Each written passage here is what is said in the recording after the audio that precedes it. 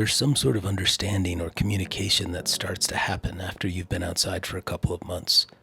It's obviously not a verbal communication, but I feel I can understand the trees and the flowers and the mountains and the mesas and the animals, and there's some sort of understanding we have that they communicate to me, and I don't exactly know how or why, but it's almost as if it's a form of love.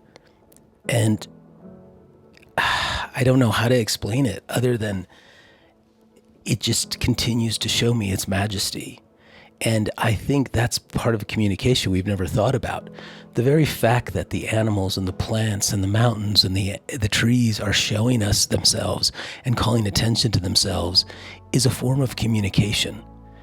And we have gotten stuck into this idea that communication is only verbal, but it's actually the least effective form of communication. I'm starting to learn.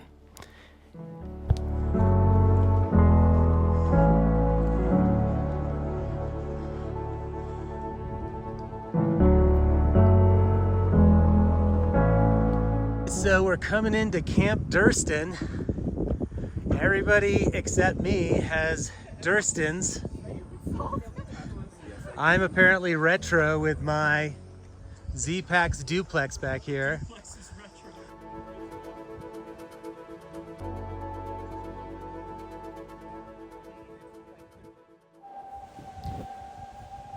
There's no other time of the year that nature reveals itself and its beauty more than springtime. And in the mountains and the high altitudes, springtime comes late and it's over quickly. So I felt so blessed to be part of this peak spring abundance that you're going to see in this section. It's a celebration in a way, and the animals were out in full effect, and the beauty, the light even reflecting off the greens was like nothing I've ever seen before.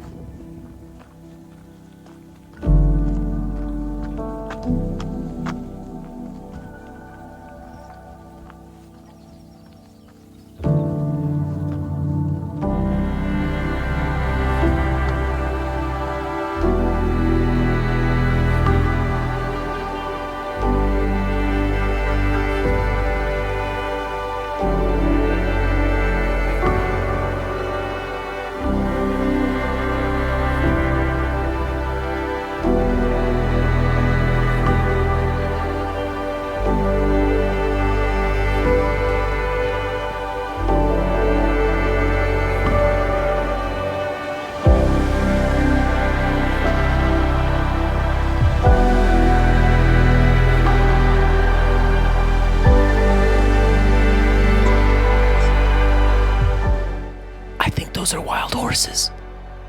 I've never seen them before.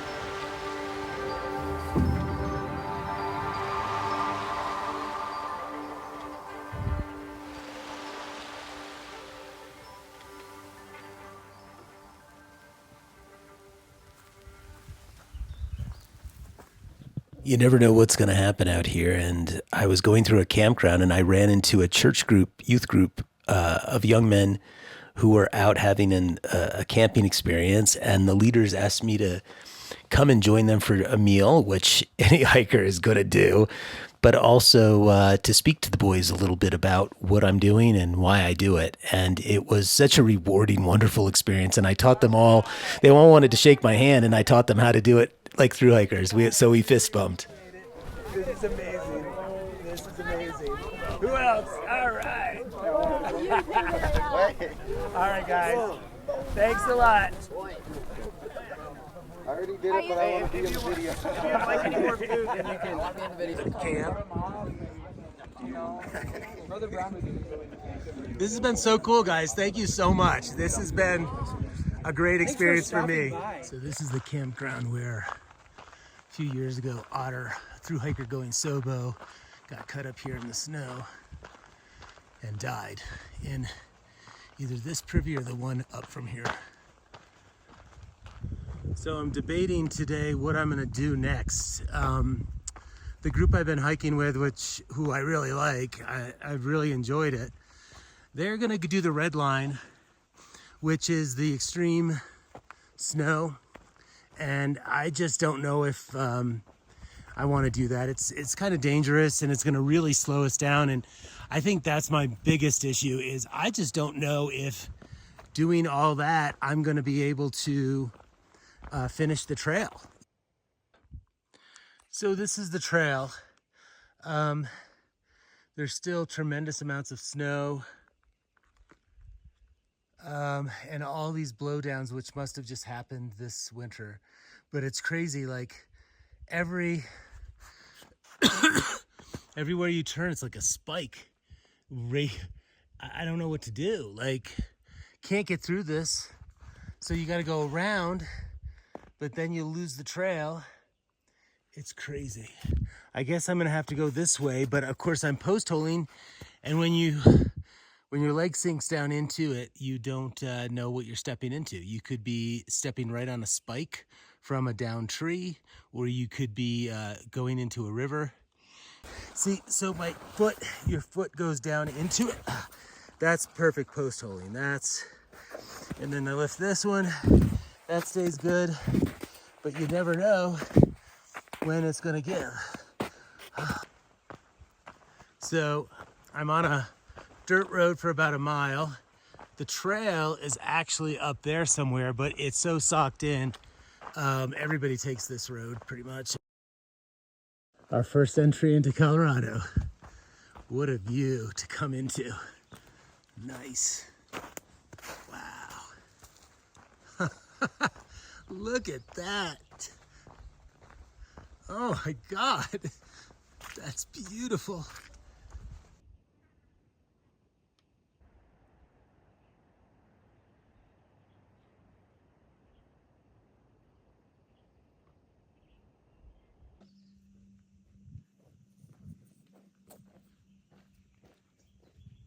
I'm so excited to be in Colorado.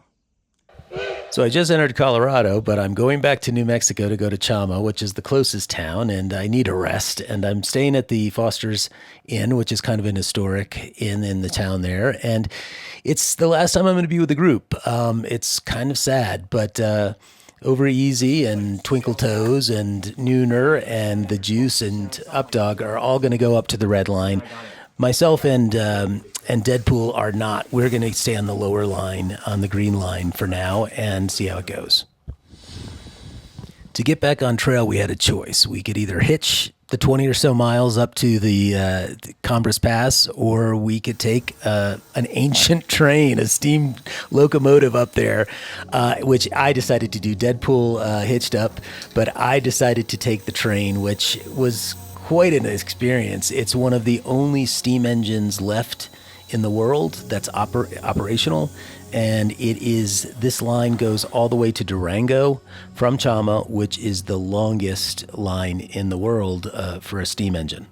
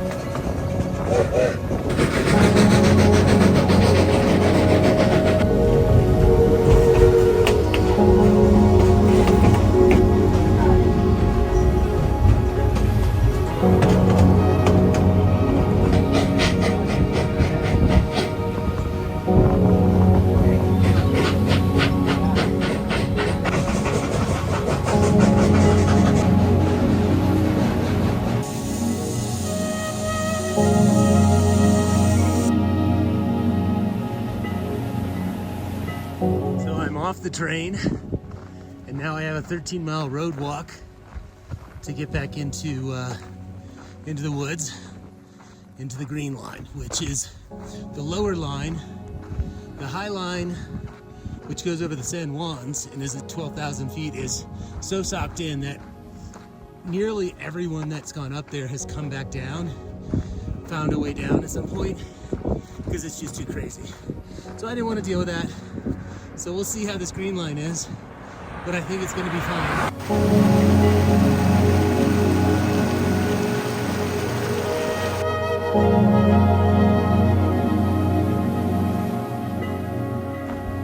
Wow, great time of the day for this.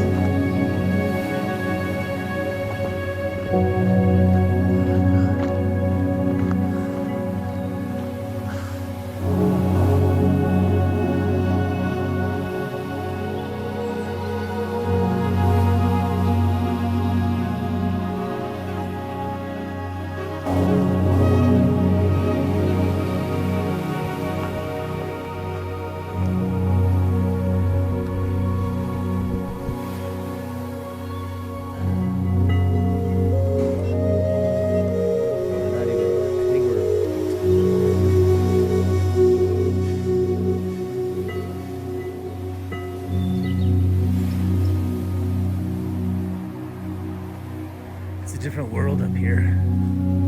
It's the peacefulness is extreme. The fact that we had so much snow on this lower elevation makes me so grateful that I decided not to go up with the others to the extreme top, because the snow must be unbelievable up there.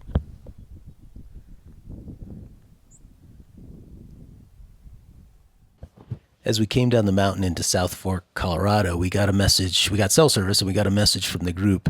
They made it about 30 miles, and then they came down. They said it was dangerous, slow going, and they just couldn't imagine doing another 300-400 miles of that. So they decided to flip up to Canada and start going south like so many other thru hikers were doing. And so on a spur of the moment, Deadpool and I decided to do the same thing, which was quite a challenge because there was no room left in the car that they were renting for us, so we had to find another way, which turned out to be planes, trains, and automobiles, and it took us 4 days. So we had to find a way to get to Denver, and it was nearly impossible unless we wanted to spend about $500 for a shuttle.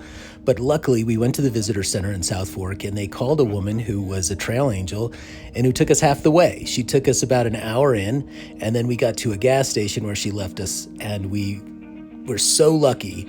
Deadpool called McQueen, and McQueen to the rescue. He came with Spin, who is also a PCT class of 21, and she's living in Salida and working for AmeriCorps. And he and her decided to come down and get us and take us all the way back. But it was kind of crowded in her Jeep, I'll tell you.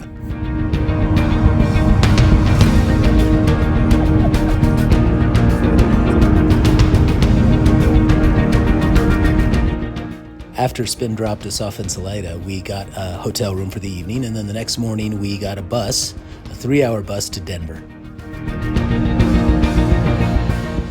Once we got to Denver, we went straight to REI and did a little resupply, and that's where Chance picked us up, Deadpool had hiked with a few years back on the Appalachian Trail, and she generously offered to host us for a couple nights and treated us like kings. She took us all over town. We had such a great time. She's just as funny in person as she is on Backpacker Radio, and her and Harper, they were just the best hosts ever. Best trail angels. They took us out dancing and all kinds of fun stuff. Thanks so much, Chance.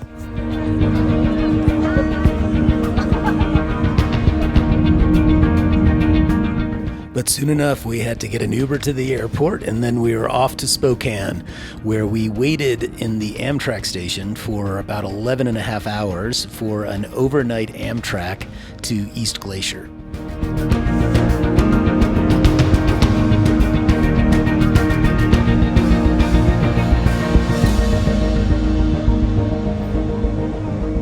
Once in East Glacier, we went straight to the Looking Glass Hostel where we settled in, and then the next morning we got a hitch into the park about 20 miles from a very nice couple who took us to the ranger station where we started working on our permits, which is very complicated, but we were able to get a nice 6-day plan and then went straight back to the Looking Glass Hostel where we saw more friends who had flipped up. There's all kinds of people here. It's just insane. We got tailgate and traps and bushwhack and sugar and Sorority Steve. It was just such a great time we had with them. The next morning, we hired a driver to take us about 100 miles to the Canadian border. We got to hike with so many new people by flipping up, and 2 people I want to introduce you to that are very special are Twist in the middle there and Parachute, her boyfriend behind her there. They are PCT 2021. They hiked extensively with Deadpool, and they started their southbound hike right as we got up there, so you're going to be seeing a lot of them.